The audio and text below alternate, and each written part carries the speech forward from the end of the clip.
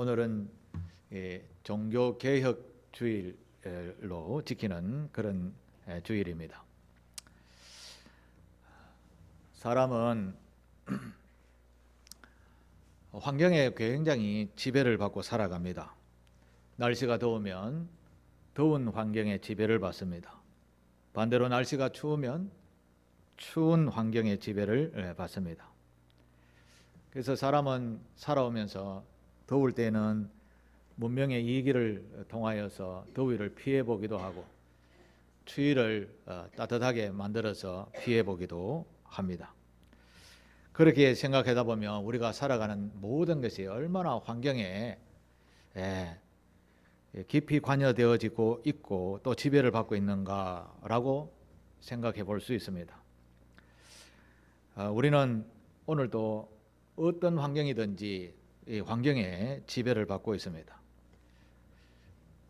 예를 들어서 의식주가 제대로 공급되지 아니하는 그런 나라에 살고 있다라고 하면 사람이 먹고 마시고 살아가는 일에 그것에 초점을 가지고 그것을 위해서 최선을 다하는 삶을 아마 살게 될 것입니다. 반대로 너무 많아 풍부해서 흘러넘치게 되면 사람들은 또 그 환경에 적응해서 대체적으로 보면 쾌락과 방종의 길로 가다가 결국 성서의 교훈은 멸망하게 되는 것을 이렇게 우리에게 가르쳐 주게 됩니다.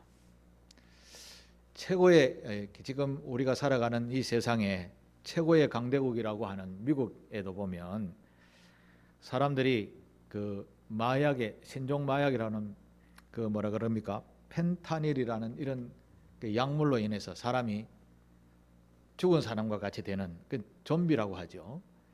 그런 사람들이 엄청나게 많은 것을 우리가 자주 방송을 통해서 보게 됩니다.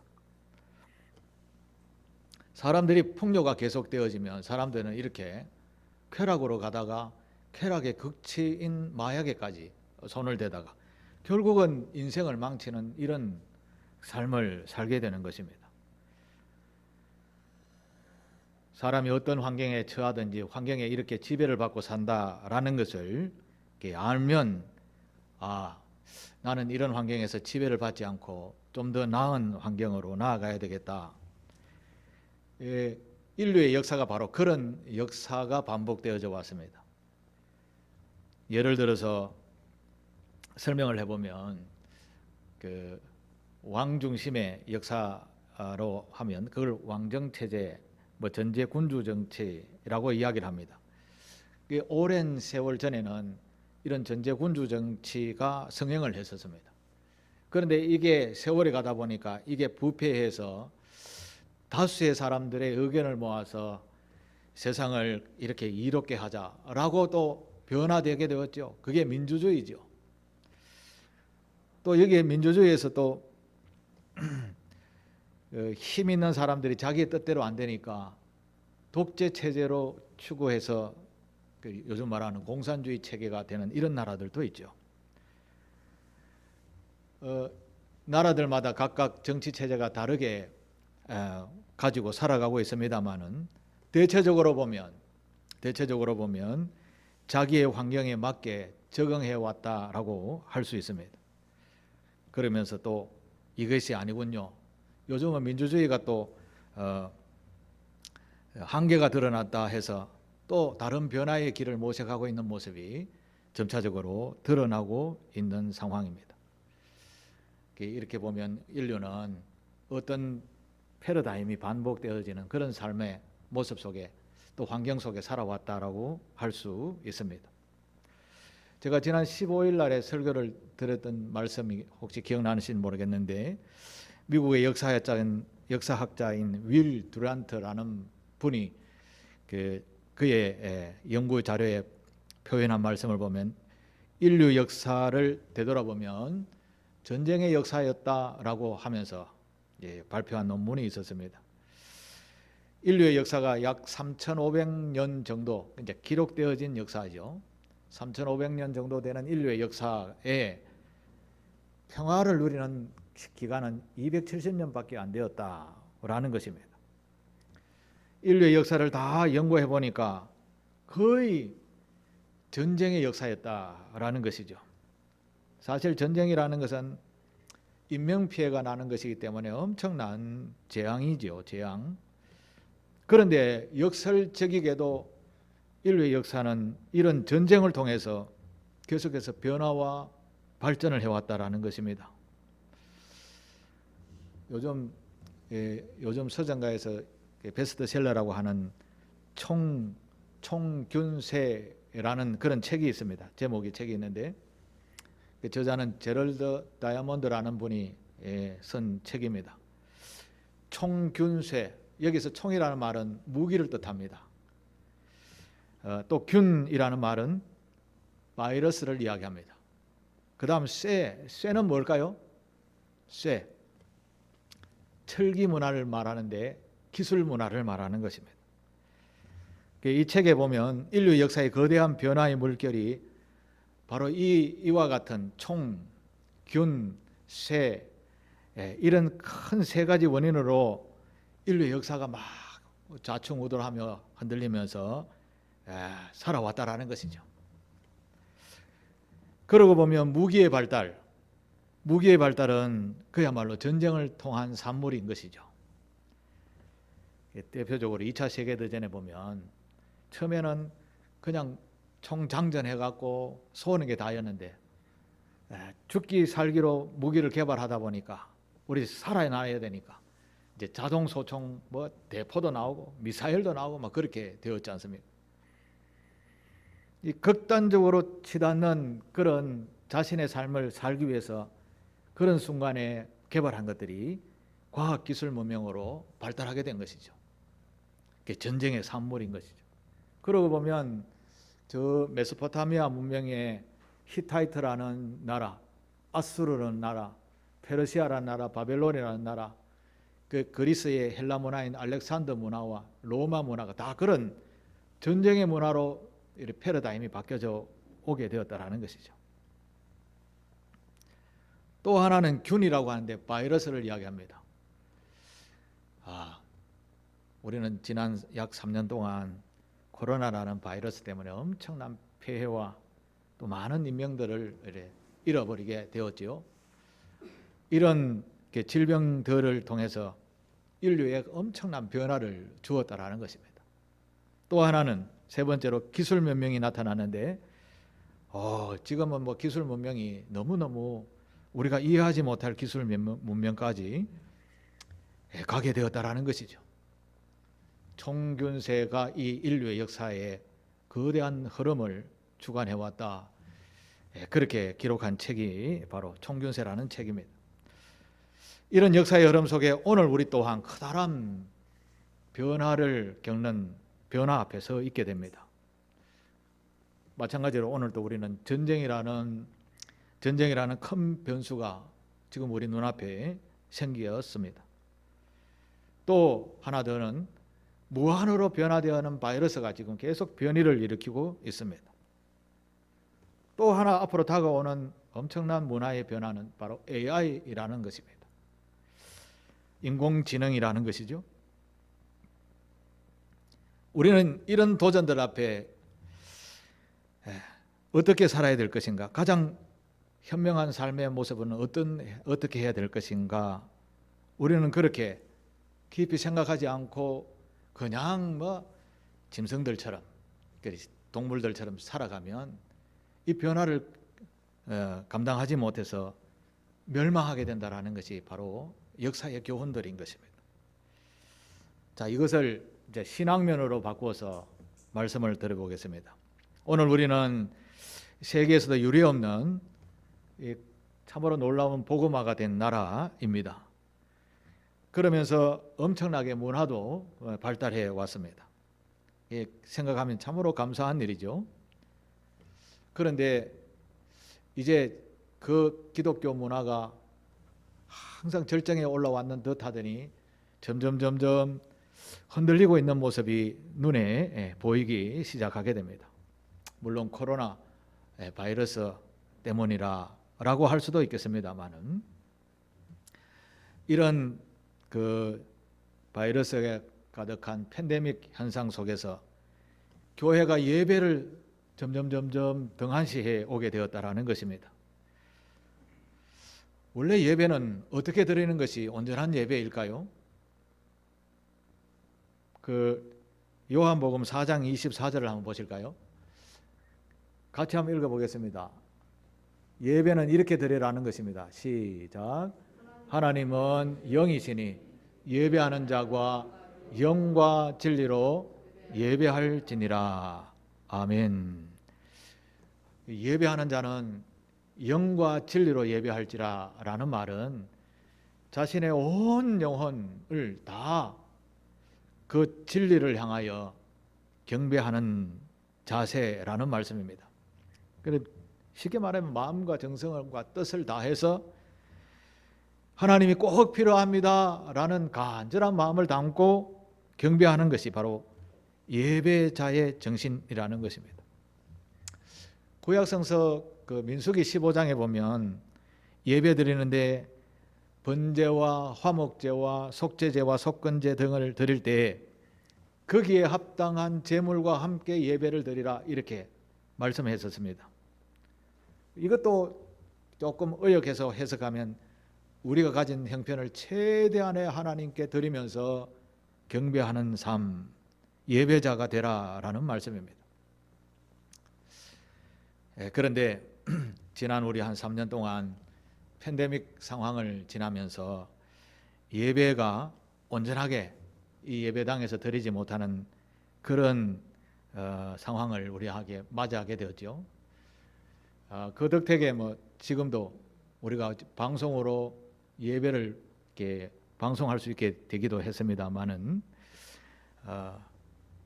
예배하는 예배자의 진정한 자세는 하나님 앞에 내 모습 그대로 나와서 드리는 것이 온전한 예배인 것이죠.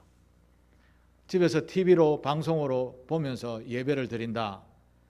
제가 그렇게 한번 해보니까 예배당에 와서 드리는 그 마음과 자세가 벌써 달라요. 그렇기 때문에 피치할 수 없는 상황, 이제 몸이 아파서 우리 장로님처럼 입원해 계시면 피치할 수 없는 상황에 있을 때에는 방송으로 예배를 드려도 그 은혜가 넘치게 되지만 아무 일도 없는데 그저 나오기 싫어서 세수하고 옷 입고 나오기 싫어서 그냥 집에서 예배를 드린다. 이것은 벌써 예배의 자세가 벌써 차원이 다르게 되는 것입니다.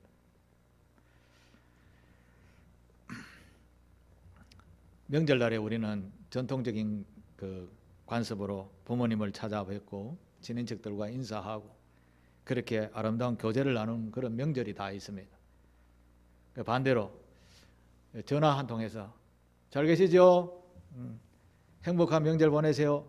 이렇게 하면 전화 한 통하고 끝. 이러면 이게 명절에 기분이 나겠습니까? 그와 비슷한 예가 되는 것이죠. 우리는 하나님 앞에 예배하는 것은 하나님이 우리에게 거저 주신 복이 얼마나 크다라는 것을 잘 아셔야 합니다. 실제적으로 내하고 무슨 상관 있나? 이렇게 이야기하시는 분은 이제 믿음과 신앙에 대해서 조금 부족한 점이 있다라고 할 수 있겠지요.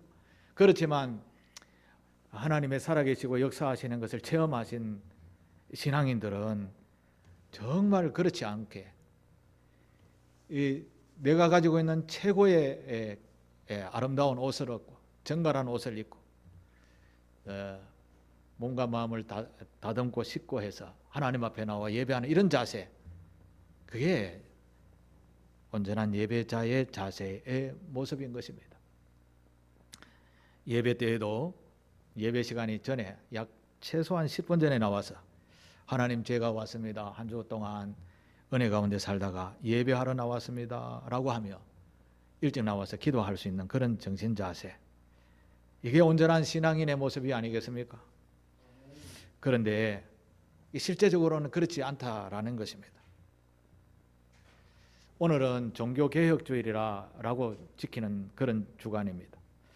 종교를 개혁했다라는 말은 우리가 믿는 신을 바꾸었다라는 그런 뜻이 아니고, 우리가 신을 섬기는데 신에 섬기는 그 자세가 틀렸기 때문에 바꿔야 된다, 개혁해야 된다라는 그런 의미로 지키는 주간입니다.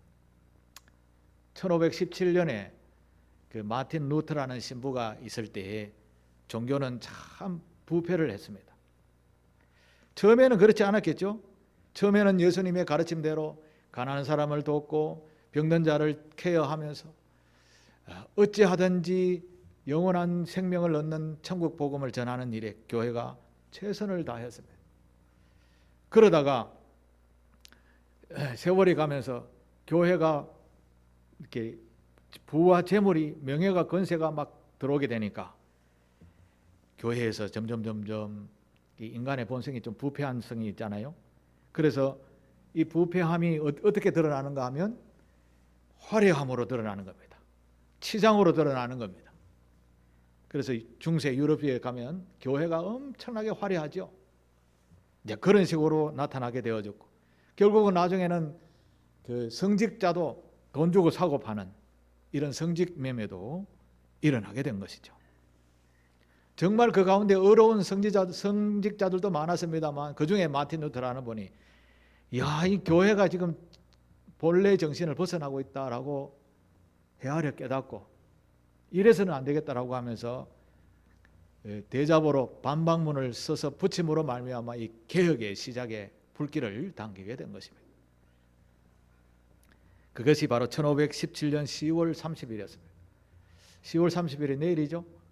오늘 우리는 29일이라서 오늘 기념주일로 지키고 있습니다. 그래서 종교개혁이 시작된 지가 506년째 되는 해이지요. 개혁이라는 말은 무슨 말인가 하면 가죽을 새롭게 한다라는 그런 의미입니다. 가죽을 새롭게 한다. 여러분, 가죽이 세월이 가면 딱딱해집니까? 부드러워집니까? 딱딱해지죠. 시간이 지나면 굳어지게 되는 것입니다. 여러분, 시간이 지나면서 굳어지는 것이 어디 가죽뿐이겠습니까? 사람의 마음도 시간이 지나면 이상하게 굳어지는 것입니다. 교회도 1500년이라는 세월이 지나는 동안 많이 굳어지게 되었습니다. 초기에 가졌던 순수한 열정과 믿음과 자비, 이런 것에서 타락한 인간의 본성으로 돌아가 버리게 된 것이죠. 그래서 중세의 교회 역사를 암흑시대다 이렇게 표현하기도 합니다. 당시의 교회가 어떠했는가라는 어려운 사람들이 적어놓은, 교회를 보고 적어놓은 글이 있어요. 제가 한번 소개하겠습니다. 3가지인데, 첫 번째, 성직자들이 자기 자녀들에게 교회를 물려주는 세습이 빈번하게 일어났다라고 합니다. 이 말은 무슨 말입니까? 교회가 부흥과 성장을 해서 엄청난 재물과 명예가 있는데 이걸 다음 성직자에게 넘겨주는 게 아니라 자기 자녀에게 물려주는 이런 일들이 빈번하게 일어났다라는 것이죠. 우리 한국교회도 대형 교회가 세습한다라고 해서 많은 문제가 있었기도 했었습니다. 또 한 가지 더, 신학적으로라는 말은 성서의 말씀대로 살지 않고 성서를 또 제대로 배우지 못한 그런 목사와 지도자들이 생기게 되었다라는 것입니다. 오늘날도 마찬가지입니다. 그 졸업장이 없는 목사들도 있습니다. 여러분들이 자세하게 소개할 필요는 없습니다만, 이런 사이비 종교 지도자들이 있다라는 것입니다. 우리나라에도. 그래서 건전한 신앙생활을 하려면 교단이 분명하고 교회 소속이 분명한 그런 곳을 찾는 것이 바른 교회 신앙인이 될 수 있는 길이겠죠. 그래서 바르지 못하는 성직자들이 옛날에도 그렇게 있었다라는 것이죠. 목사님들이 성서를 제대로 공부하지 않으니까 하나님의 말씀을 자기의 욕심에 따라 막 해석을 하는 겁니다. 그러니까 나중에 성도들이 이거 아니네 라고 하면서 다 이탈하게 되어지고 잘못된 신앙관으로 인해서 실패한 인생들이 될 수도 있었던 것입니다. 또 한 가지 더, 교회가 대형 교회를 짓는데 힘을 기울이고 외형적인 치장으로 교회의 위용과 외적인 과시가 절정에 이르렀다. 이 당시 교회를 묘사한 글입니다. 묘사한 결입니다. 어마어마한 재물을 들어서 엄청난 큰 교회를 지었던 것이죠. 이런 사회 현상과 그리고 교회의 모습을 보면서 바꾸지 않으면 결국은 멸망하게 되는 것입니다. 그래서 오늘 우리가 읽었던 성경에도 보면 신앙생활 제대로 하려면 바꾸어라고 하시는 것이죠. 바꾸어라. 개혁하라고 합니다. 우리의 모든 인생을 다 개혁해라 라고 하시는 말씀이 22절, 오늘 우리가 읽었던 22절 같이 한번 읽겠습니다. 시작. 너희는 유혹의 욕심에 따라 썩어져가는 구습을 따르는 옛사람을 벗어버리고. 자, 우리는 매사 환경에 지배를 받는다라고 했죠. 우리의 말초신경을 자극하는 그런 사회 문화들이 얼마나 많은지 모릅니다. 그리고 우리에게 욕심, 탐욕, 정욕들이 얼마나 강한지 모릅니다. 내가 추구하고 싶은 욕심, 탐욕 이런 것들 때문에 아주 소중한 진리들을 버리는 것들도 참 많이 있습니다. 그런 옛날 관습들을 벗어버리라는 것이 개혁의 첫 번째입니다. 새 사람을 잇는 첫 번째 조건이라는 것이죠. 여러분, 탐욕의 끝은 멸망이 온다라고 성경은 말씀합니다. 바로 에베소서 5장 바로 뒷장에 보면 5절, 6절에 이런 말씀이 있습니다. 음행하는 자나 더러운 자나 탐하는 자 곧 우상 숭배하는 자는 다 그리스도와 하나님의 나라에서 기업을 얻지 못하나니 라고 했습니다. 예수를 잘 믿는다 해도 음행하거나 더러운 자나 탐하는 자, 우상 숭배자는 하나님 나라와 상관이 없는 사람이라는 것이죠. 또 6절에는 누구든지 헛된 말로 너희를 속이지 못하게 하라. 이로 말미암아 하나님의 진노가 그 다음 뭡니까? 불순종의 아들들에게 임하나니. 순종하지 아니하는 사람들에게 하나님의 진노가 나타나신다라는 것입니다. 그렇습니다. 죄는 하나님의 나라의 기업을 잊지 못하게 합니다. 우리가 하나님의 자녀인데 자녀로 실패자의 자녀가 된다라는 말씀입니다. 그래서 우리는 어떤 옛날의 습관, 진리가 아닌 것을 추구하는 그런 욕심, 탐욕, 정욕 이런 것들을 본받는 것에서 이제는 버리고 새롭게 개혁해야 된다라는 말씀입니다. 자, 그러면 오늘 본문에는 어떻게 새 사람을 입을 수 있을까? 새 사람을 입는 방법을 설명합니다. 먼저 새 사람을 입으려면 우리가 의지적으로 결단하는 그런 결단이 있어야 된다라는 말씀입니다. 이 말은 무슨 말인가 하면 저와 여러분들에게도 마찬가지구만 세상에 있는 모든 사람들에게 하나님은 태양과 물과 비와 햇빛 이런 모든 자연들을 우리에게 주셨습니다. 여러분 숨을 쉬고 있는데 산소 값을 지불하시는 분 계세요? 태양빛을 받으면서 태양빛에 대한 돈을 지불하시는 분 있으십니까? 아무도 없죠? 이것은 하나님께서 주신 모든 은총입니다. 그걸 일반 은총이라고 합니다. 그런데 이런 모든 공평하게 받은 일반 은총 속에서 저와 여러분들은 내가 예수 그리스도를 나의 주인으로 삼겠습니다 라고 고백하며 신앙생활을 하고 있는 것이죠. 이런 고백을 의지적인 결단이라고 합니다. 이 의지적인 결단이 있고 나서면 그 다음은 하나님께서 우리에게 하나님의 자녀가 되는 권세를 주시는 겁니다. 이 권세는 특별한 은총입니다. 특별 은총이죠.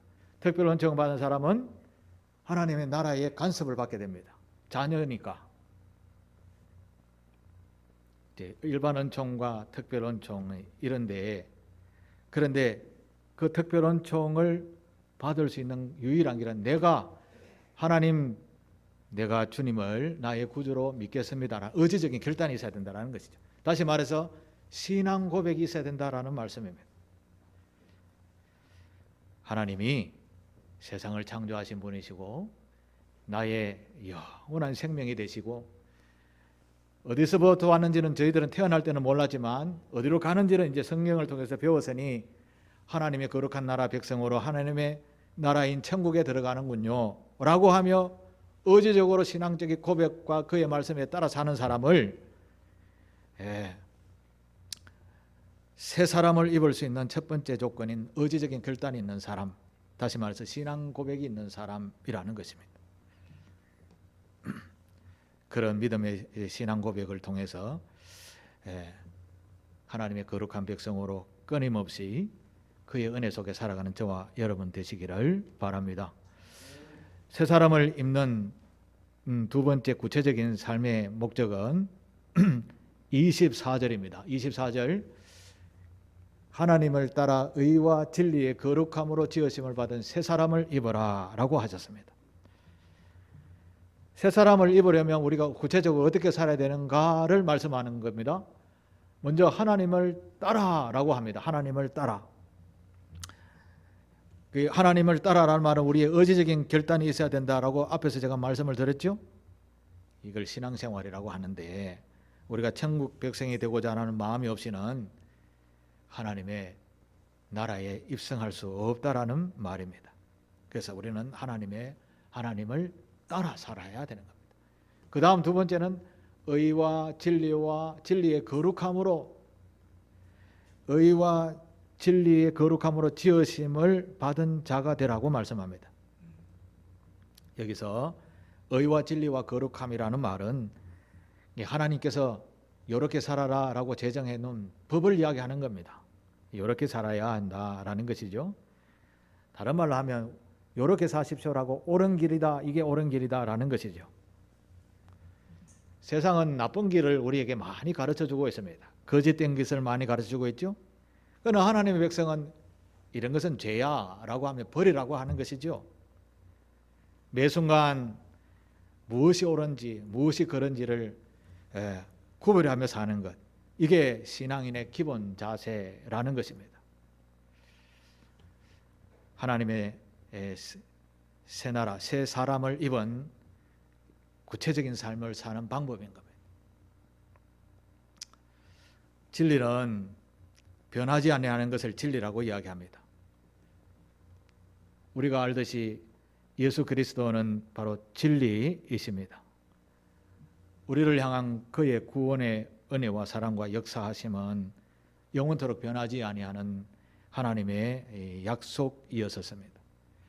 우리가 그 예수를 믿으면 죄 사함을 얻게 되고 그의 백성이 되는 것입니다. 그 백성이 되기 위해서 끊임없이 살아가는 길을 우리는 구별하게 살아가야 되는 것이죠. 이제 그게 거룩한 삶, 구별된 삶이라고 말을 합니다. 우리 상길교회 교우들은 의와 진리와 거룩함으로 새 사람으로 새 옷을 입고 사는 것처럼 이런 거룩함으로 무장한 그런 삶을 사는 우리 모두가 되시기를 바랍니다. 백성의 근본 자세는 하나님을 따라 의와 진리와 거룩함으로 새 사람을 입은 사람이라는 것입니다. 결론적으로 말씀을 드리겠습니다. 예수의 가르침으로 완전히 변화되는 삶을 사는 사람이 새 사람을 입은 사람입니다. 다시 말해서 예수의 가르침으로 온전히 변화의 삶을 사는 사람이 새 사람을 입은 자라는 것입니다. 새 사람을 입으려면 의와 진리와 거룩함으로 옷을 입어야 된다라고 하셨습니다. 우리는 지금 거짓된 환경, 거짓된 죄악된 세상의 환경에 엄청난 공격을 받고 있습니다. 제대로 된 신앙생활을 하려면 이것을 이제 싸워서 이겨내는 것이 오늘 우리가 해야 할 신앙생활의 자세인 것이죠. 그래서 사도 바울은 이런 거짓과의 싸움을 전투라고 여기면서 전신갑주를 입으라고 이야기하기도 했었습니다. 사랑하는 교회 여러분, 신앙생활은 때로 보면 너무나 큰 은혜지만 때로는 이 믿음을 지키기가 좀 어려울 때도 있습니다. 그렇지만 우리는 새 사람으로 하나님의 부름을 받은 특별 은총을 받은 신앙인이지라고 생각하면서 매사 매순간에 내가 진리의 길을 걷고 있는지 의의 길을 걷고 있는지 거룩함으로 옷을 입고 살아가고 있는지를 분명하게 알고 매순간 이렇게 살아서 하나님의 영광을 나타내는 저와 여러분 되시기를 축복합니다. 제가 살아가는 삶의 좌우명처럼 여기는 말씀이 에베소서에 있는데요. 그 에베소서 제일 마지막에 6장 24절에 보면 이 말씀이 있습니다. 같이 한번 읽어보겠습니다. 우리 주 예수 그리스도를 변함없이 사랑하는 모든 자에게 은혜가 있을지어다. 예수 그리스도를 변함없이 사랑하는 자, 예수 그리스도를 변함없이 사랑하는 자. 저는 변함없이라는 말을 좌우명으로 삼아 살아가고 있습니다. 한자로는 초지일관이라고 합니다. 사랑하는 교회 여러분, 하나님께서 세상을 창조하시고 우리에게 구원의 은총을 베푸시고 영원한 천국을 예비하신 것은 진리입니다. 변하지 아니하는 사실입니다. 세상이 어떻게 환난과 또 멸망과 전쟁과 이렇게 하더라도 이 진리는 변하지 않습니다. 그래서 저와 여러분들은 오늘 종교개혁주의를 맞이하면서 우리의 삶을 되돌아보면서 내가 의와 진리와 거룩함의 기준을 삼아서 고쳐야 될 것이 무엇인가를 깊이 되돌아보면서 주님이 기뻐하시고 복을 주시지 아니할 만큼 주님이 보시기에 우리를 기뻐하지 아니할 만큼 기쁘게 살아가는 저와 여러분 되시기를 주님의 이름으로 축복합니다.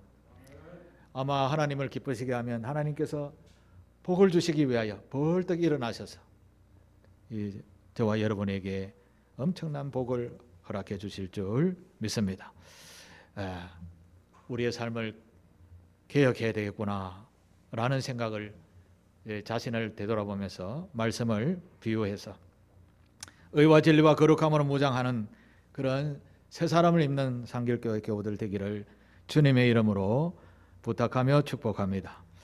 기도하겠습니다. 하나님 아버지, 부족한 저희들에게 새 사람을 입으라고 말씀해 주셨습니다. 아버지 하나님, 부족한 저희들의 삶을 되돌아보면서 회개하며 주의 말씀대로 의와 진리와 거룩함으로 새 옷을 입는 그런 우리 교우들이 다 되기를 소망합니다. 가르쳐 주시고 인도해 주시옵소서. 그래야 아버지 하나님 앞에 변함없는 신앙인으로 하나님을 기쁘시게 하며 세상을 이롭게 하는 그런 상길교회 교우들 되게 하옵소서. 예수님의 이름으로 기도드리옵나이다. 아멘.